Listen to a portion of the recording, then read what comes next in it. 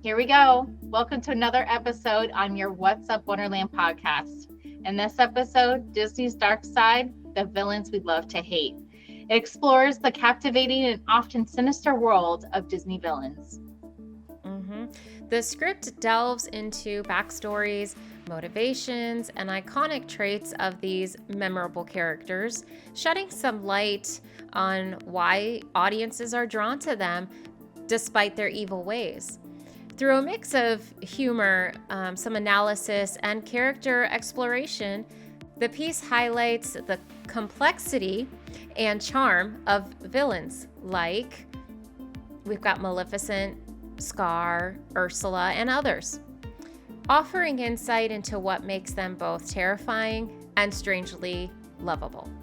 Yeah, and at the end of the day, it ultimately examines how Disney's villains really contribute to the success of good storytelling that make these villains truly unforgettable. What a crazy thought, right? Yeah. So let's talk about this and more coming up on the villains we love to hate. All right. So these classic villains, let's talk starting with the original, shall we? We typically refer to them as the iconic Disney villains from the early animated films, especially those from the golden age of Disney animation. These villains are often considered the foundation of Disney's dark and evil characters. They have become legendary for their memorable personalities, their designs, and the way they embody certain vices or threats. Let's just talk about a few. Right. Let's start Classics. first and foremost. Yeah, first and foremost, the Evil Queen. Classic. From Snow White and the Seven Dwarfs, which was released in 1937. The first ever Disney villain. She's obsessed with her own beauty and determined to be the fairest of them all as she takes the extreme measures to eliminate Snow White. Then you have Maleficent from Sleeping Beauty, which was released in 1959. She's known for her dramatic entrance, of course, and her curse that turns Princess Aurora into a sleep-bound victim. Maleficent is often seen as one of Disney's most powerful villains. One of my favorites is Cruella de Vil from 101 Dalmatians, which was released in 1961, a fashion-obsessed villain with a sinister plan to steal and harm puppies for her fur coat. She's known for her over-the-top personality and ruthless nature. Oh, the amazing Captain Hook from Peter Pan in 1953. Bree, before I get into that talking about that one, are you Team Hook or Team Peter Pan? Let's talk about this. Hey. Tinkerbell. Tank. You know, honestly, I would say Tinkerbell. You're charged with Duh. Okay. Yeah. Tank. You can't forget about Tank. And it's a dance. Yeah. She's here to stay. She's here to Oh stay. yeah. Iconic. She's an iconic girlie herself. I love it. Yeah. No, but Peter Pan, it's such an amazing film that was released in 1953. And Captain Hook is so dramatic. He's a fearsome pirate captain, and he's constantly at odds with Peter Pan. He's known for his distinctive hook and his fear of the crocodile that follows him. And of course, we can't talk about classic villains without talking about Jafar, the villain in Aladdin. Aladdin was released in 1992 and is the power-hungry royal advisor of Agrabah. Jafar, manipulates others, including Aladdin, using the magic to try to seize control of the kingdom. He's super greedy, which ultimately leads to his downfall when he's outsmarted and trapped in the lamp after wishing he became a genie. Right. Oh, but talking about these villains, we think that they're often celebrated not just because of their evil traits, but also for the distinct designs and voices that made them unforgettable in Disney history. Exactly. They set a bar, right, for all the subsequent villains that continue to be featured in Disney films, shows, and theme parks. That's right. Yeah, and let's emphasize just how idolized these characters are. So much so they make their way onto all sorts of merchandise, right? Yeah. Villains in particular can be found, shirts, pins, Disney ears, you name it, it's out there, right? Yeah. And so recently, I'm a Loungefly girl, okay? Oh, yeah. Love some Loungefly merch. And they have, there's a trend with Loungefly lately. Yeah. They are leaning into this villain trend. And so they're filling their collections with villain-themed bags and accessories. So it's clear that these iconic characters, are a major part. They always have been, and they still are a major part of, the Disney fan experience. 100%. So why do these iconic characters matter, right? The allure of Disney villains, why do they matter? These classic villains, they matter for several keys. Here's a couple, okay? Foundations of Disney storytelling, right? The classic villains laid the groundwork for Disney's approach to storytelling. They often serve as the primary antagonist in these films, and they create a clear conflict. So it gives the protagonist something to overcome, right? That's their job. That's what they do. These early villains set the tone for how Disney films would use clear moral contrasts, where the villains embody evil traits, right? And then the heroes represent the virtues like kindness, bravery, and resilience. All comes down to storytelling, right? Yep. So iconic character design is another key. Disney's classic villains are some of the most memorable characters because of their design in animation history. From Maleficent's dramatic horned, right, her headpiece, to Cruella de Vil's striking black and white hair. Oh my goodness, that's a huge trend too. Some fans follow. Yeah. So these characters, the visual design have become ingrained in today's pop culture. Another key is cultural impact. These villains have transcended their original films and have become symbols in pop culture. Like we mentioned, their appearances, it could be Halloween costumes, it could be theme park attractions, the merchandise is huge, right? Yeah. Even, subjects of spin-off movies, right? Like Maleficent or Cruella de Vil, show just how deeply these characters really resonate with audiences.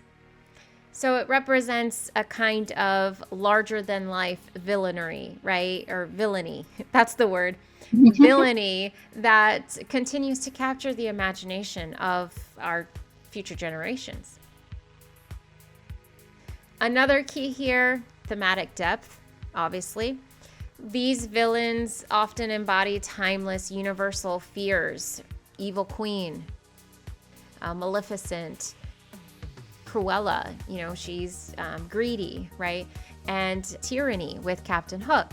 Okay, so their motivations are simple, but they're profound, right? It creates an effect. With these different character traits, good versus evil, right? It makes them easy for audiences to understand because it's real life. By creating these deeply flawed characters, Disney is able to tap into more complex themes like the jealousy, obsession, the power struggles, and, all of this adds depth to the stories. Next key point here is we love our villains for the moral lessons, right? Self-explanatory. Disney's classic villains aren't just evil for the sake of being evil. Their actions often teach lessons about the consequences of harmful behavior, right? And isn't that life, right? That's the moral of life. Yeah, exactly. For example, the Evil Queen's obsession with beauty and vanity leads to her downfall, right? While Captain Hook's fear of the crocodiles you just talked about shows how paranoia and obsession can cripple a person. So these stories, they have a lasting value, right? Because they still offer lessons that honestly resonate with so many Disney fans and viewers today. Yeah, and in essence, these villains are classic for a reason, because they're just more than bad guys. Right. They're Right. truly an essential part of Disney's legacy and really help shape the brand's identity. Their influence still echoes, like you talked about, in way Disney does things with crafting stories, designing characters, and exploring themes of good versus evil. Exactly right. And that right there is good storytelling. And I think Disney, they have some misses, but no, nothing's perfect. So in general, Disney does good storytelling. And Oh, for sure. I think that's great storytelling. Right? Yeah, absolutely. Which makes me have to pose the question, can villains be redeemed? I've pondered this, and I think so. I think so. Yes. Many classic Disney villains can be redeemed for sure. Comes down to storytelling. Especially with modern interpretations that we're seeing today. Yeah, you're right. Mm-hmm. Right? Number one, Maleficent. Mm-hmm. In Maleficent, her backstory reveals the betrayal, showing her as a more sympathetic character who ultimately finds redemption, right? Mm-hmm. Mm-hmm. Cruella de Vil, she gives her, Cruella, the movie, gives her a deeper origin story, hinting at her potential for change despite flaws, right? I mean, nobody's perfect.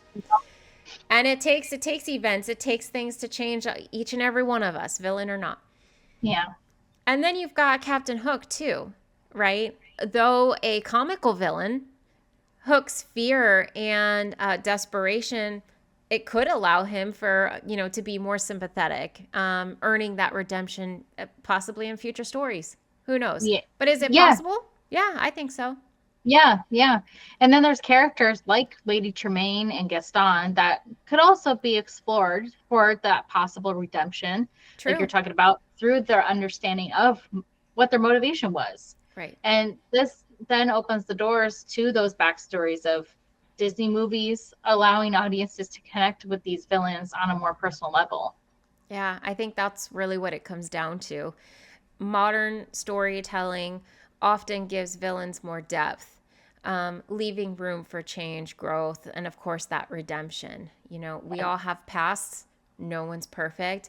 And even though it's still storytelling, it still, connects with real life, right? Yeah. On some levels. Yeah, definitely. That makes total sense. And Right. It's incredible how much we can discover when we dive into the finer details of any story and its characters. Because I love her. Let's mention the reimagined Snow White musical, which is now playing in theaters. You are right. Snow White is in theaters now. It was just recently released on March 21st, and Disney's Snow White is a live-action musical reimagining of the original 1937 animated classic. The musical adventure revisits its timeless tale. It was a fresh take. However, it was a flop. Yeah. I personally have not seen it. A lot in the trailer that I was unfortunately disappointed with. So Yes. I can see why it was a flop. Yes. I was just going to say, I think the world would agree, Yeah. right? So let's take a quick look at some ratings and see what others are saying about it. And so there's really no words needed, right? Just a brief moment of silence. It's devastating. I don't know. Seriously, what happened? Yeah, so I'll just touch briefly, because obviously you can basically see everybody everywhere that's nitpicking this new movie. So I'll just touch on it briefly. From what I understand, the new Snow White remake musical has faced such heavy criticism, as we can obviously see with those reviews, for many reasons. But one of the most significant complaints is its departure from the original story and characters. Yeah. There's a difference to, I'm going to change a few things in the movie to bring it up to time, as opposed to I'm changing a lot and it's not even the original film anymore. And many viewers felt the film saw those attempts to modernize or even reinvent the classic tale in ways that would detract from the charm and timelessness of the original.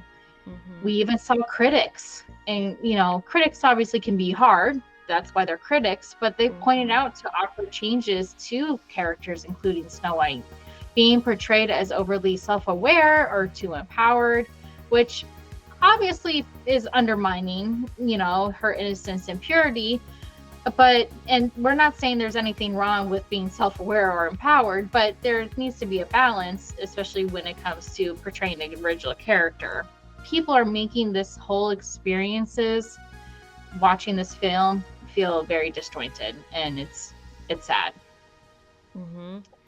So ultimately, what has happened is the remake's attempt to appeal to contemporary audiences, I think, right?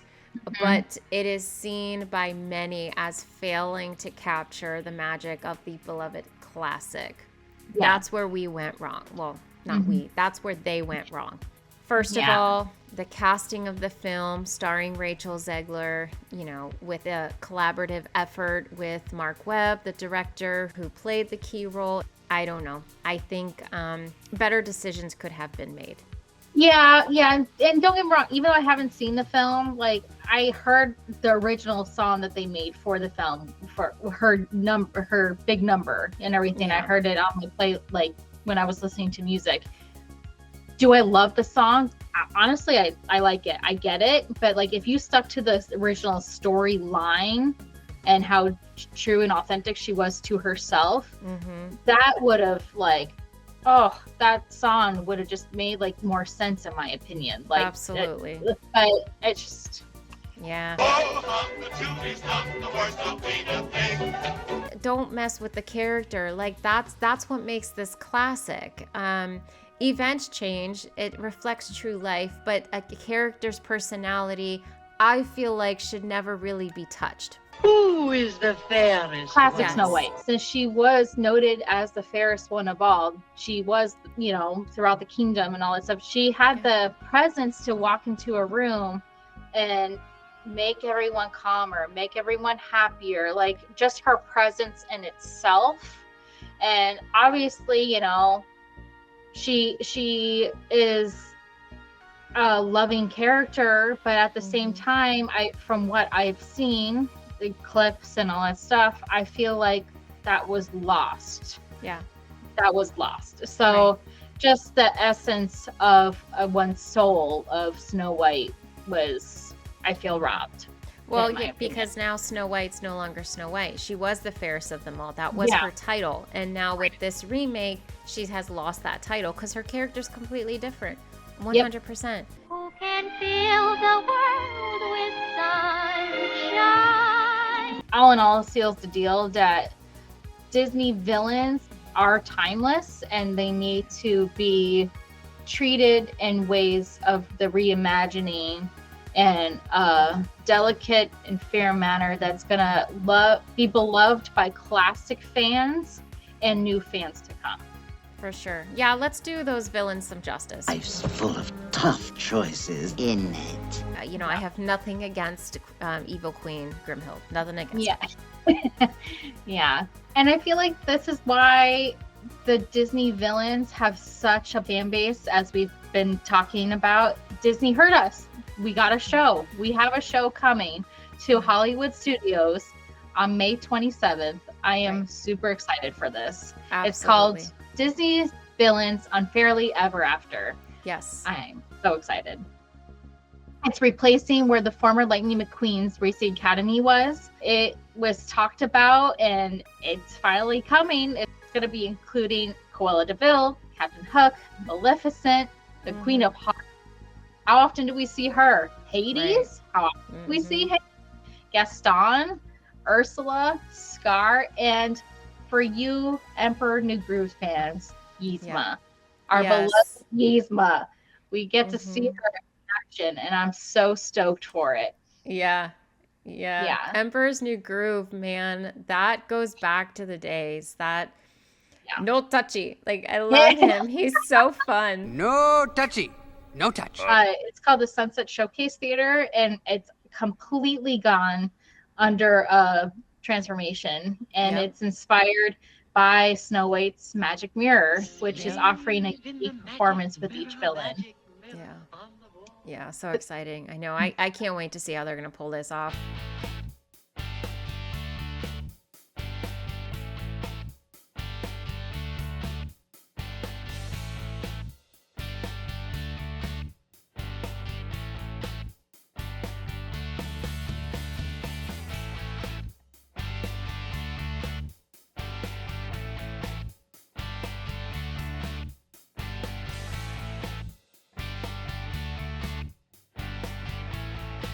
Lightning McQueen front and center. I thought that was super creative. Imagineers pulled, McQueen off. He looked, I loved that show. I loved it. And I'm kind of disappointed. I'm sad to see it go because it was one of a kind. Yeah. But, Yeah, no, I agree with you. It's a bittersweet thing. At the end of the day, it's a bittersweet thing.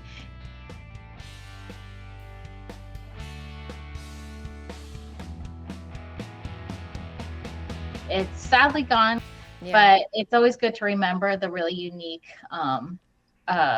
staples that were once in Disney's Hollywood Studios Park. You're right. Hey, McQueen, you still there? McQueen? Yep. And so speaking of things that were here and gone, I can't help but think of my fondest childhood memory, which was shaped by characters performed by Robin Williams. Disney movies or not. He was such an inspiration in so many films. His life and personality were a true light for so many audiences, I think, and his impact honestly resonates with me today.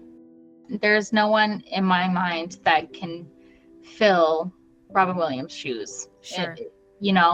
Robin Williams' humor was truly unique and beautiful. We saw it in iconic Disney films, one of them especially being Aladdin. He was celebrated for how he was rapid fire with his wit, his improvisation, his vibrant energy. He really showed it was seamless to do what he did, but he just had that ability. He had that ability to mix that word play with pop cultural references and spontaneous improvisation. He was a fun guy. He really was. Yeah. And so getting into this a little further, Robin Williams had made many heartfelt contributions to the Disney franchise that left an incredible mark on its legacy. We mentioned, his portrayal of Genie in Aladdin was more than just a comedic performance. It was infused with genuine emotion, warmth, and humanity, right? So Williams, his love for the character that he is, right? It's his dedication to bringing joy to audiences. It really shone through in every line, making the Genie one of Disney's most enduring characters. Beyond his iconic role, Williams' passion for storytelling and his ability to connect with audiences, young and old, right? It helped elevate Disney's films to new emotional heights. And these contributions went beyond just entertainment. They created a lasting bond with Disney fans, and it set a standard for voice acting, like you mentioned. And Robin Williams honestly remains influential today.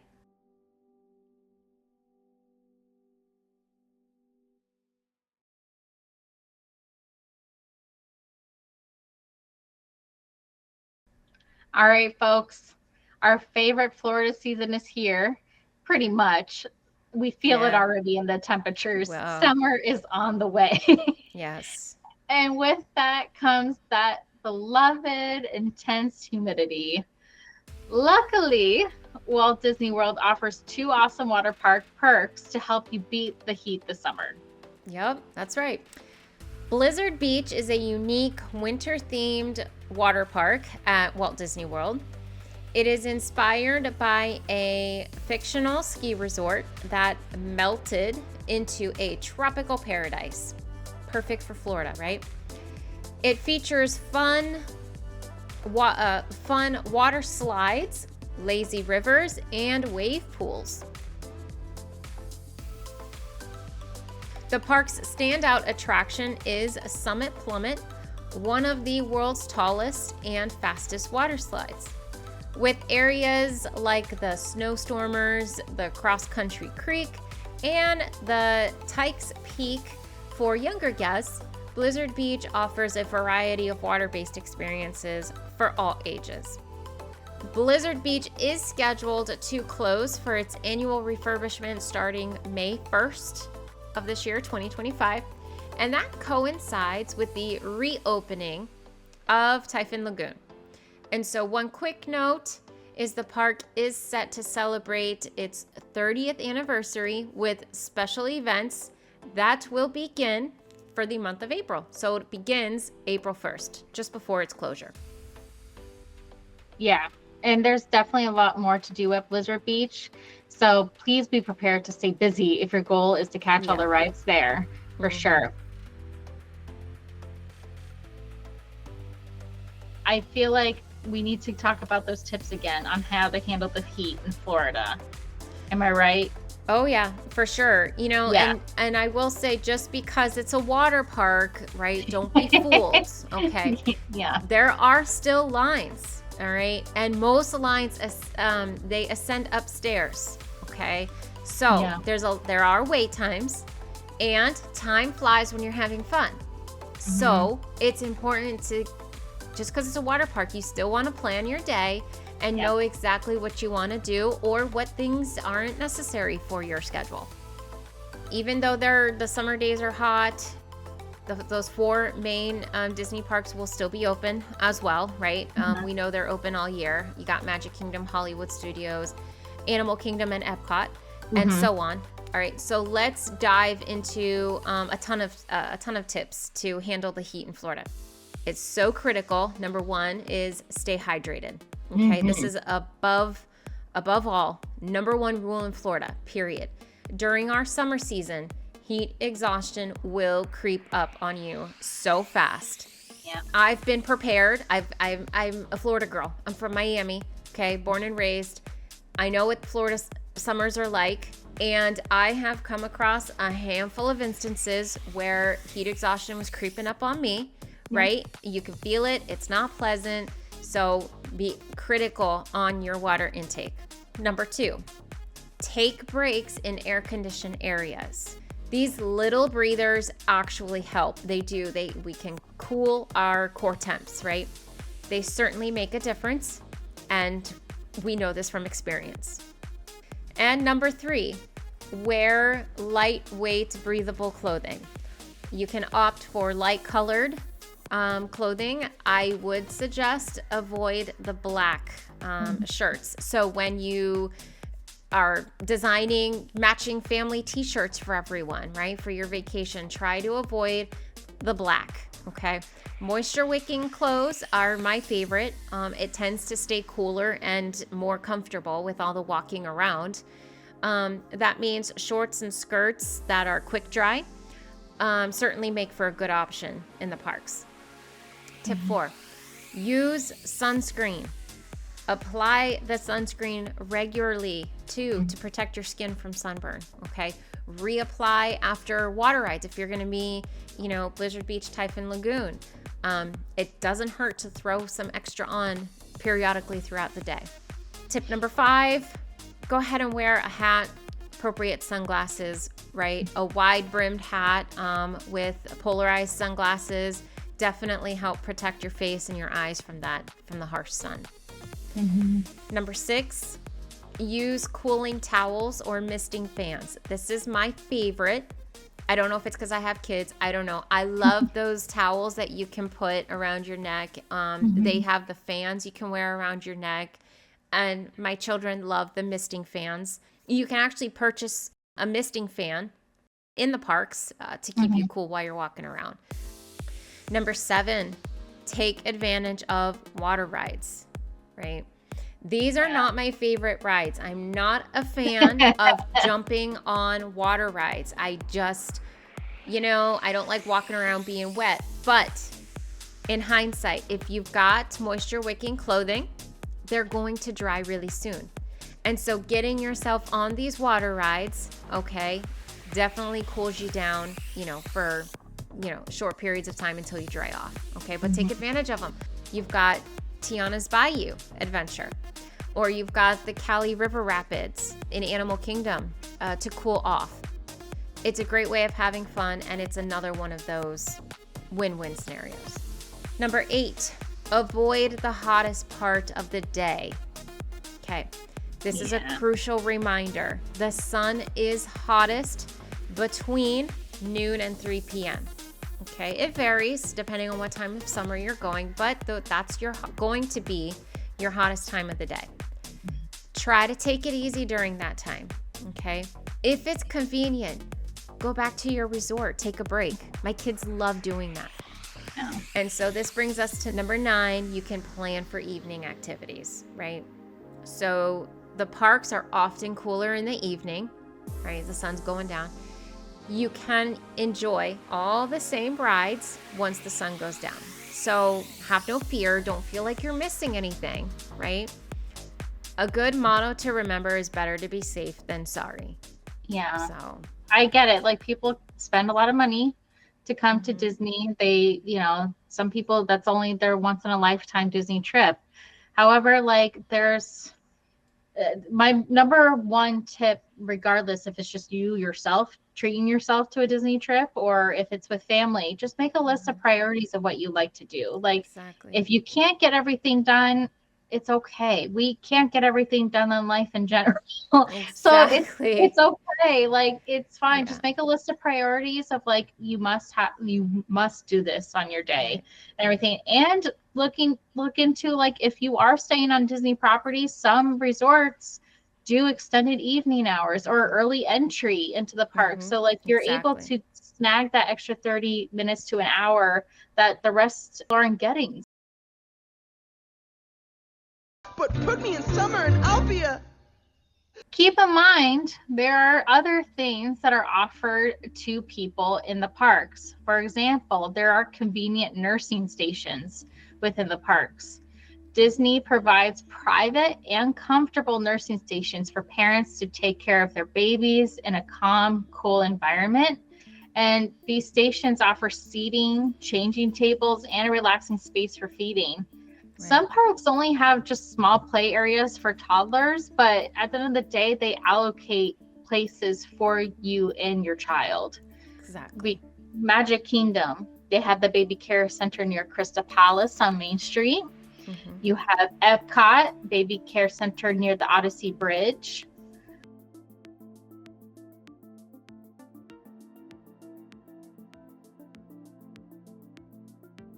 Disney's Hollywood Studios even has a baby care center near the end of Hollywood Boulevard. And our Disney Animal Kingdom has a baby care center near the entrance of the park. So they're all there for your convenience. It's not just one park has it.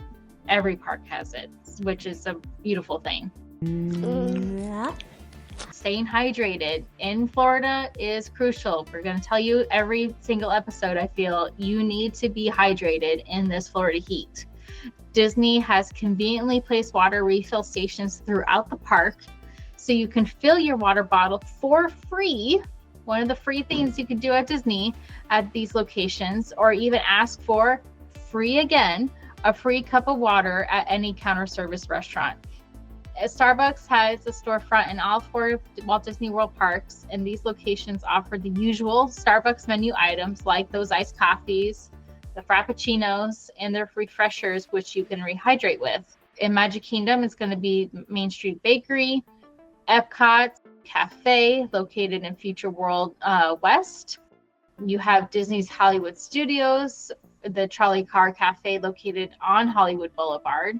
And Disney's Animal Kingdom Creature Comforts is located at the front of the park near the entrance. Yeah, so These amenities, they're really designed to meet the needs of guests of all ages. And it really ensures that all families have a comfortable and enjoyable experience at Walt Disney World. Get me that map. You know, weather aside, another useful tool that we like to use, okay, a crowd checker, right? So there is a Disney World crowd calendar, okay, and it's provided by Magic Guides. It's a great tool for anyone planning a trip to Disney World. It's designed to help guests determine the best and the worst times to visit the parks based on crowd levels, okay? So you can see what months, what days of the week might be better to plan your trip, right? Yeah. And so, you know, and crowds, you know, it does heavily influence your experience at Disney World. So it comes down to planning. Planning is key, okay? Yeah. At the end of the day, it really is. And I'm a Disney annual pass holder, and I still check, because even though I go frequently, I still am like, I would really like to know this. Yeah. You know, it's vital in enjoying, even if you go for a couple hours as an annual pass holder, or if this is your once in a lifetime Disney trip, you want to make sure that you can help alleviate any stress in any way you can. And if crowds is one of your stress triggers, this is a good thing for you to check out for sure. Absolutely. Yeah. And those key features of the Magic Guides Disney World crowd calendar, crowd predictions, you know, they based off of, you know, the crowd levels for each day of the year, and it's usually on a scale from 1 to 10, 1 being the least crowded and 10 being the most. The calendar doesn't just give a general idea of crowds across all parks. It often breaks it down by each individual park, which I think is pretty cool, because Magic Kingdom, Epcot, Hollywood Studios, and Animal Kingdom all differ at the end of the day. There's different things people desire to do, but it helps you at the end of the day decide where to spend your time based on the crowd predictions for each park, which I think is really awesome. Those holiday times are definitely one to keep mindful of, because holiday and special ticketing events, those are tracked with major holidays, festivals, those special events like Food and Wine at Epcot, or Mickey's Not So Scary Halloween Party, or even his Christmas party. You know, those obviously bring in those higher crowd levels. So the calendar shows when these events are happening, so you can plan accordingly. We tell you time and time again, whenever it comes to planning any sort of trip, you obviously need to come up with a game plan. And for Disney, as avid Disney goers, we're telling you, even we use this.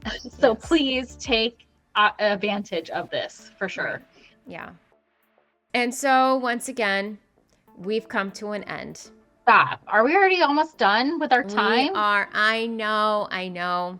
We're at the end of our script. Yes, I know. I feel like we just started. Right? That's insane. I know. I'm afraid I'm at the shallow end of the Genie. I'm gonna keep thanking you time and time again. Thank you for listening, because if it wasn't for you, obviously we would do this and just have fun, but we are truly thankful for the community. So thank you for supporting myself, supporting Bree. Bree does a lot of legwork behind the scenes. Give her a round of applause. Oh, please. Thank you.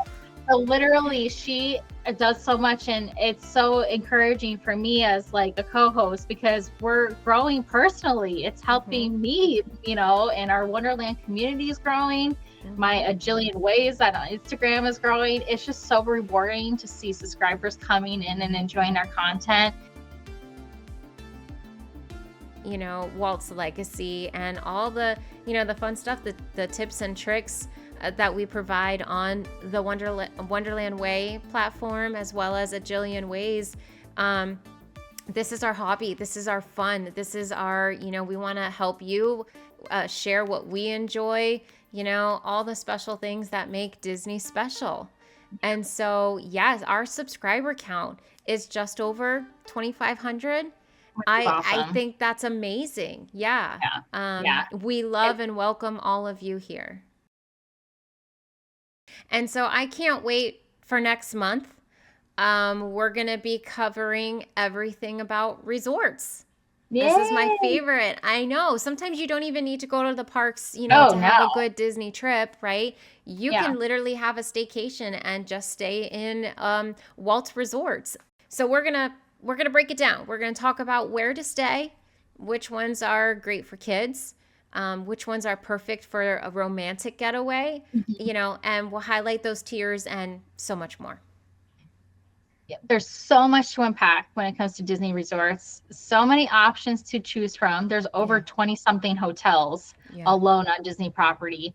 And I know that sounds a little overwhelming, but don't worry. We'll break it all down for you. It's okay. We'll help you better understand what's available, what's going to be in your price point, what's going to be good for you and your family at the end of the day. But for now, what we do encourage you to do is to enjoy the Disney parks, stay safe, and create those beautiful memories that Walt himself only dreamed of.